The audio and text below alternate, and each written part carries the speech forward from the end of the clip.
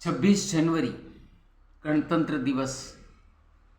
आज हम 77वां गणतंत्र दिवस न केवल पूरे भारत में मना रहे हैं बल्कि पूरे विश्व में मनाया जा रहा है। 26 जनवरी 1950 को हमने हमारा कॉन्स्टिट्यूशन को एक्सेप्ट किया था और उसी दिन से भारत में संविधान का कानून लागू हो गया।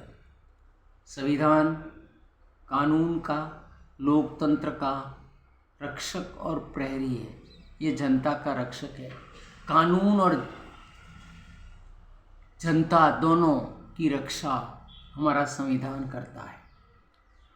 संविधान के द्वारा हमें सारे अधिकार प्राप्त हुए हैं। संविधान के द्वारा हमें सारे कर्तव्य प्राप्त हुए हैं।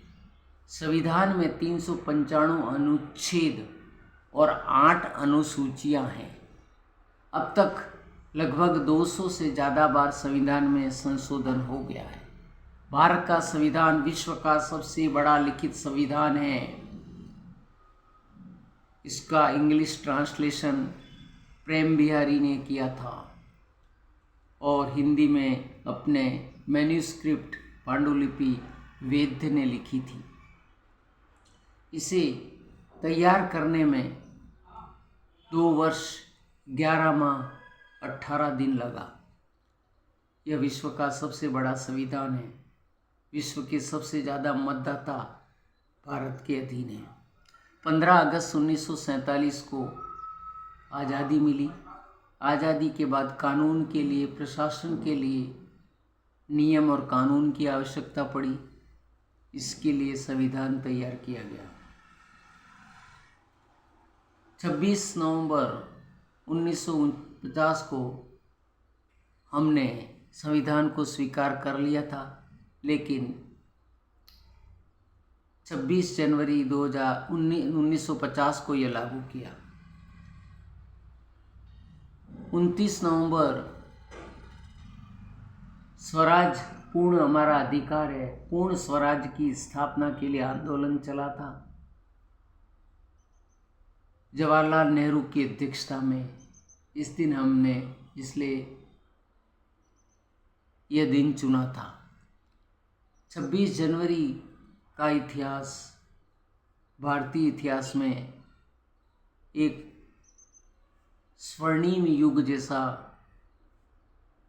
गोल्डन डे है और यह दिन भारत के इतिहास में गोल्डन लेटर के रूप में स्वर्णीय अक्षरों में लिखा जाएगा। इस दिन पूरे देश में जश्न मनाया गया।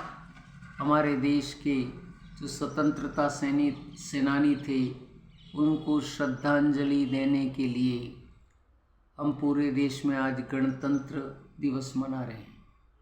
गणतंत्र दिवस हमें याद दिलाता है हमारे देश की आज़ादी को प्राप्त करने के लिए कितने वीरों वीरांगनाओं ने अपने प्राण न्योछावर कर दिए।